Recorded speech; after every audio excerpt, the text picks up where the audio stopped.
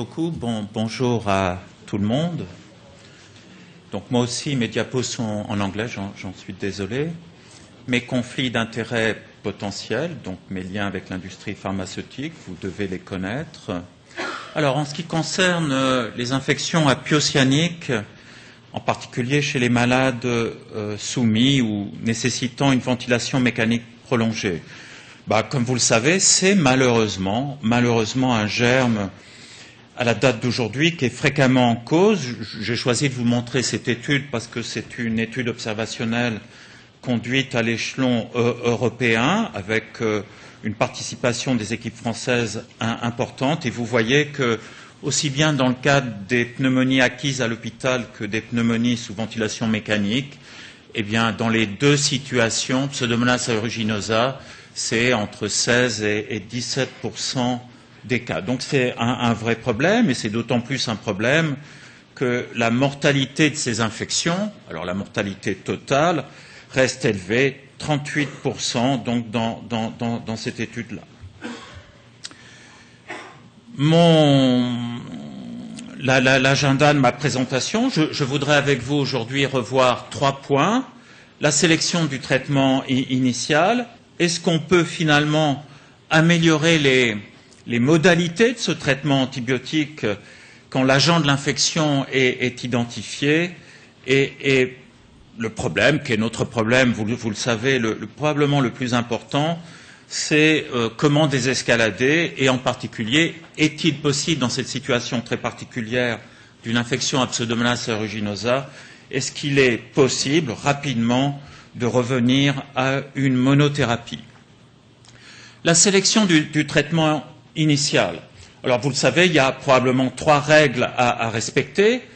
Initialement, quand il existe, je dis bien quand il existe des facteurs de risque pour que l'infection soit due à ce type d'agent pathogène, eh bien, effectivement, il faut certainement utiliser une bithérapie, et on a des données, à mon avis, solides.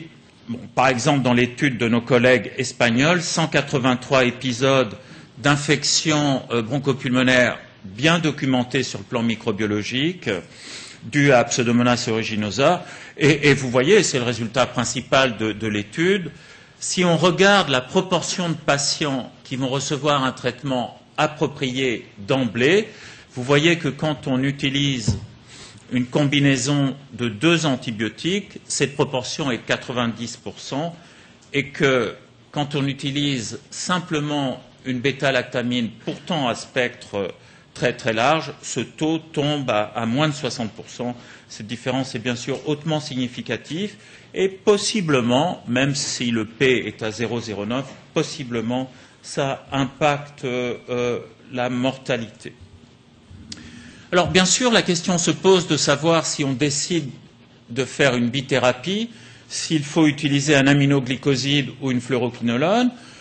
La réponse est bien sûr probablement très fonction de votre propre écologie, et vous devez obtenir de votre laboratoire, dans votre hôpital, pour les souches que vous observez dans votre propre unité, c'est-à-dire qu'il ne faut pas prendre les souches à l'échelon des autres unités de réanimation dans votre hôpital ou les données globales.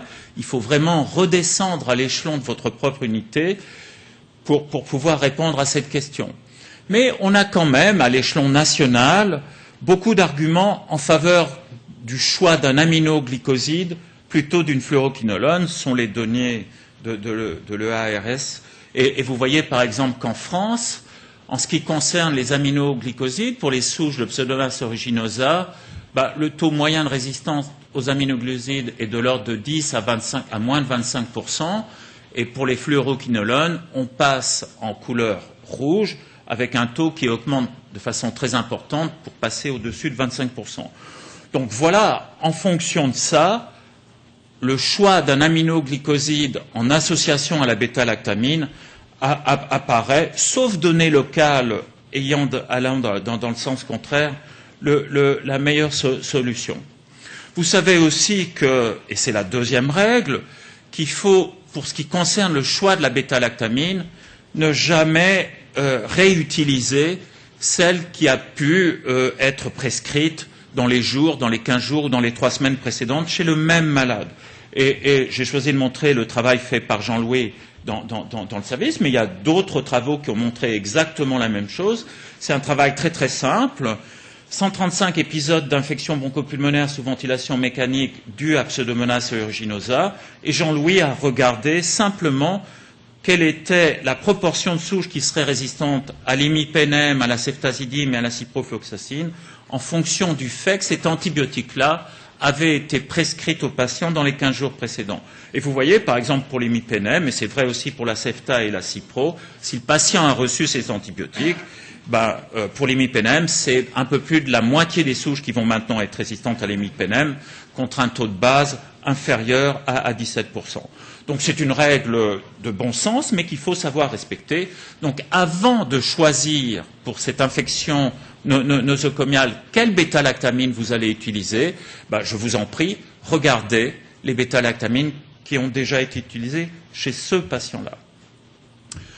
Il faut probablement, bien sûr, aussi regarder le dossier microbiologique du patient dans un nombre de cas important, puisqu'il s'agit d'infections relativement tardives chez des patients chez lesquels on a déjà souvent effectué des prélèvements microbiologiques. Et si on a la chance de disposer soit de surveillance de culture au niveau de l'arbre respiratoire récente, on peut probablement améliorer le choix de cette bêta-lactamine. Ça a été bien démontré par nos collègues de Marseille. Vous voyez que, à condition d'avoir une cartographie de la colonisation de l'arbre respiratoire récente c'est moins de 3 jours, dans ce cas-là, vous pouvez probablement prédire quelle sera la sensibilité de la souche de Pseudomonas responsable de l'infection.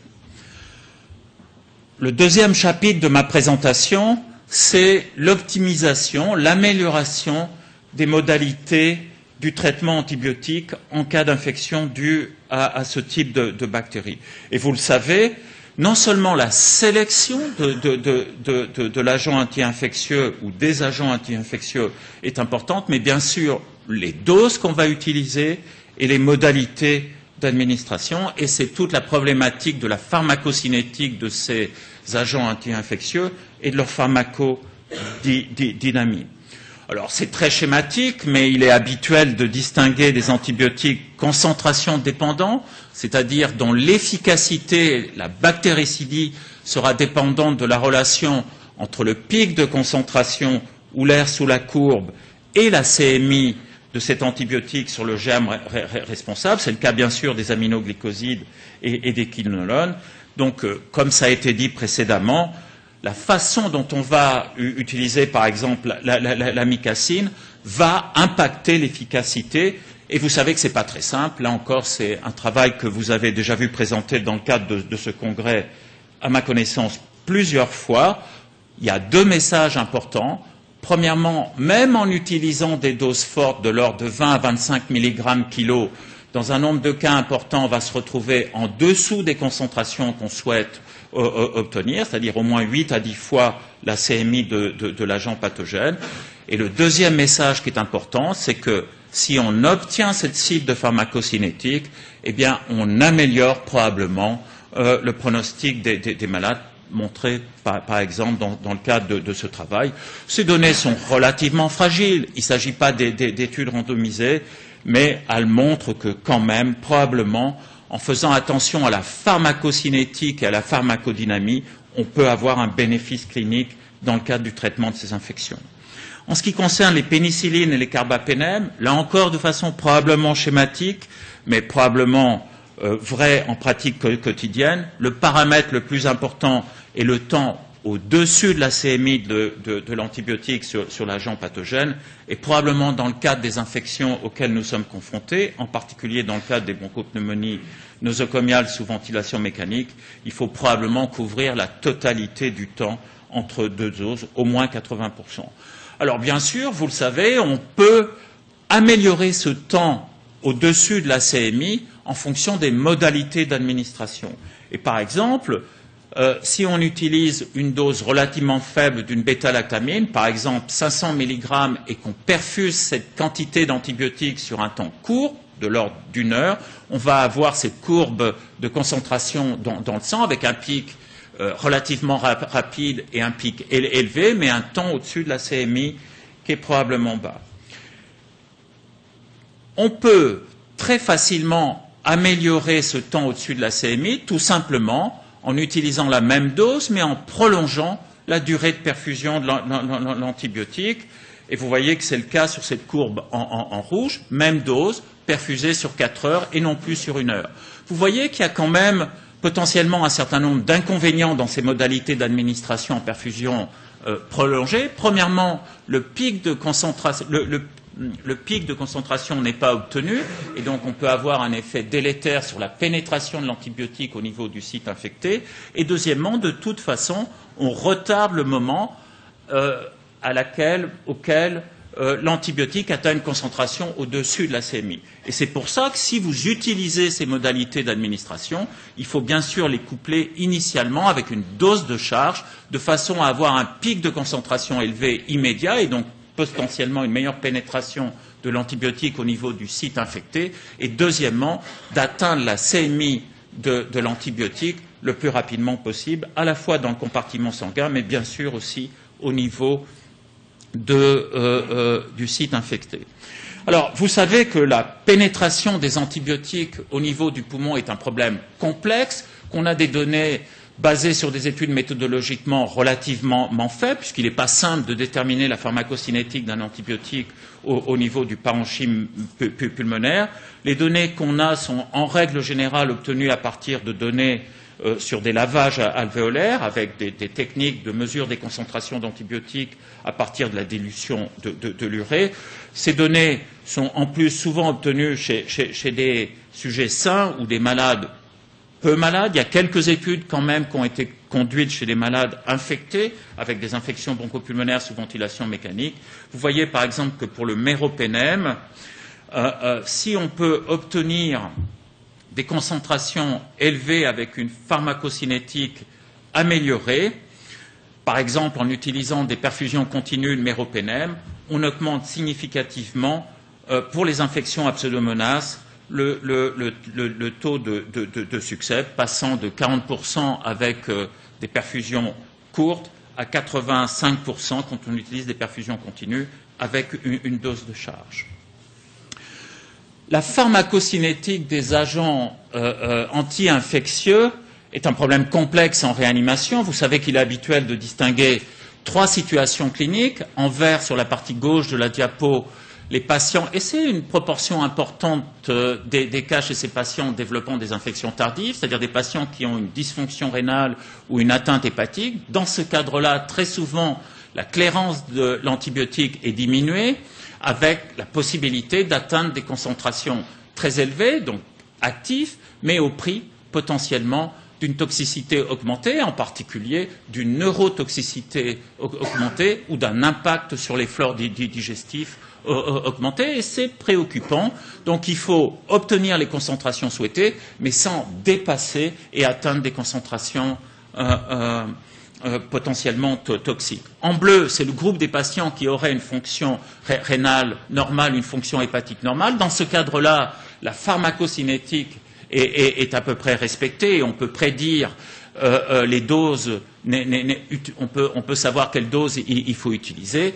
En rouge, c'est le problème des malades qui ont, du fait de l'infection et de la gravité de leur état, une augmentation très importante de leur clairance des antibiotiques avec des volumes de distribution qui sont multipliés par des facteurs 3, 4, 5, voire plus, avec cette fois-ci une forte probabilité d'obtenir des concentrations plasmatiques et tissulaires très basses en dessous des cibles qu'on souhaite atteindre. Et comme vous le savez, et c'est le drame en réanimation en soins intensifs, c'est qu'il est très difficile d'identifier les malades verts versus les malades bleus versus les malades rouges. On sait en particulier que ces malades rouges constituent une part importante, en particulier chez les traumatisés, qui sont souvent des patients jeunes, où la fonction rénale est souvent supranormale. Mais on a peu de moyens pour identifier réellement ces malades. Et on sait, ça a été bien montré par exemple Fabio Taccone, que l'utilisation de doses conventionnelles d'antibiotiques chez un nombre de malades importants hospitalisés en réanimation ne permettent pas d'atteindre les cibles de pharmacocinétique, pharmacodynamique qu'on souhaite. Vous voyez par exemple que pour piperacilline, tazobactam, sur la partie droite de la diapositive, utilisant les doses recommandées par le laboratoire. C'est 44% seulement de patients chez qui on a une pharmacocinétique acceptable. Se surajoute à ça, bien sûr, le problème de la pénétration intrapulmonaire des antibiotiques, avec les limites que j'ai indiquées tout à l'heure. Vous voyez que pour la plupart des bêta-lactamines, grosso modo, on n'obtient pas plus de 50%, et plutôt même en dessous de 50% des concentrations qu'on obtient dans le sérum. Donc il faut aussi prendre en compte les problèmes liés à la pénétration des antibiotiques dans le poumon. En résumé, on peut certainement améliorer la pharmacocinétique et la pharmacodynamie de nos traitements antibiotiques, mais faites attention, à la date d'aujourd'hui, c'est un jeu qui peut être potentiellement dangereux. Le risque, bien sûr, c'est en voulant trop bien faire, par exemple en augmentant la durée de perfusion des antibiotiques, le risque, c'est d'obtenir ça, c'est-à-dire cette fois-ci de rester tout le temps en dessous de la CMI du germe. Donc, à l'évidence, on peut probablement améliorer les modalités d'administration des antibiotiques. Il faut faire très attention à la pharmacocinétique des agents anti-infectieux. Et bien sûr, la seule solution, c'est de les doser. Il faut faire très attention à la CMI, et là encore, le message est très simple. Il faut absolument, pour les infections dues à Pseudomonas aeruginosa, obtenir du laboratoire de microbiologie qui nous donne les CMI des différents antibiotiques qu'on souhaite utiliser sur la souche responsable de l'infection. In fine, et c'est l'enjeu probable maintenant du traitement de ce type d'infection à Pseudomonas aeruginosa, l'enjeu, c'est d'être capable d'ajuster les doses et les modalités d'administration en fonction de cibles de pharmacocinétique et de pharmacodynamique, c'est-à-dire d'être capable de déterminer les concentrations d'antibiotiques quotidiennement, juste avant la réinjection de la prochaine dose, de façon à être sûr qu'on a les concentrations qu'on souhaite obtenir, et deuxièmement, ajuster en fonction de la pharmacodynamie de l'antibiotique. C'est toute la problématique de ce qu'on appelle thérapeutique drug monitoring, mais je suis certain, il y a à la date d'aujourd'hui un certain nombre d'études randomisées qui sont mises en place, je suis certain que c'est le futur. Le problème, c'est qu'il y a forcément un point d'interrogation sur ce qu'on appelle le futur. Est-ce que le futur, c'est dans 1 an, ou est-ce que le futur, c'est dans 5 ans? Mes cheveux blancs me permettent de mettre peut-être 2 points d'interrogation sur la rapidité avec laquelle on va obtenir la possibilité de faire du TDM. Le switch vers une monothérapie après 3 à 5 jours. Je suis personnellement convaincu, et je vais essayer de vous en convaincre, qu'on peut switcher sur une monothérapie après 3 jours dans la très grande majorité des cas. Il faut bien sûr probablement qu'on ait été approprié d'emblée, dès le premier jour du traitement. Il faut probablement bien sûr que l'évolution clinique apparaisse favorable. On mettra de côté quelques souches particulièrement résistantes aux antibiotiques. On peut être confronté à ça, mais dans la grande majorité des cas, indiscutablement, il est possible d'arrêter les aminoglycosides ou la bithérapie après 2 ou 3 doses quotidiennes. Et les données sont vraiment, à mon avis, très solides. Je quitte le registre des infections bronchopulmonaires sous ventilation mécanique. Vous savez qu'il y a beaucoup de débats concernant le diagnostic de ces infections, mais dans le cadre des bactériémies apiocyaniques, là, il y a moins de problèmes diagnostiques. Quand les hémocultures poussent apiocyaniques, on est certain, je pense, que le malade a bien une infection à Pseudomonas aeruginosa. Travail espagnol, Carmen Peña, presque 600 infections bactériémiques à Pseudomonas aeruginosa.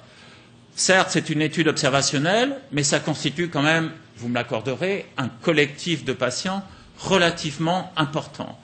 Et Carmen Peña a comparé dans le cadre de cette étude observationnelle prospective et réellement prospective, pas du prospectif comme on fait trop souvent, qui est juste une analyse rétrospective de données collectées plus ou moins prospectivement, Dans ce travail-là, la mortalité brute et la mortalité ajustée sur les facteurs potentiellement confondants a été comparée dans 5 groupes de patients, 261 patients qui n'avaient pas reçu initialement un traitement approprié. Ça souligne qu'en Espagne, et c'est probablement le cas en France aussi, dans un certain nombre de cas, initialement on rate la cible. 66 patients qui avaient reçu d'emblée un traitement combinant 2 antibiotiques actifs sur la souche de Pseudomonas aeruginosa, 266 patients où uniquement un antibiotique était actif, 71 patients qui ont reçu un traitement définitif sur la totalité de la durée du traitement combinant 2 antibiotiques actifs et 339 patients chez lesquels une désescalade avait été effectuée. Dans ce travail, les auteurs confirment que si vous ne donnez pas un traitement actif sur la souche de Pseudomonas aeruginosa, il y a une mortalité accrue. Vous voyez au passage que dans ce travail, en ce qui concerne le traitement empirique, que vous donniez 1 ou 2 antibiotiques, il n'y a pas non plus de bénéfice évident. Alors, on peut discuter, mais encore une fois, l'intérêt de la combinaison de 2 antibiotiques initialement, c'est tout simplement pour être sûr qu'on en ait au moins un des 2 qui soit efficace sur la souche. Mais finalement, le bénéfice n'est pas évident. Si on regarde le traitement définitif sur la totalité de la durée du traitement, vous voyez que c'est entouré en rouge, que vous donniez 2 antibiotiques, qui dans le travail a été considéré comme la référence, ou un seul, single drug, vous voyez que vous n'avez aucun bénéfice clinique, donc confirmant plusieurs autres papiers montrant qu'on peut probablement désescalader avec beaucoup de sécurité, passer J3 au maximum J5 en fonction des critères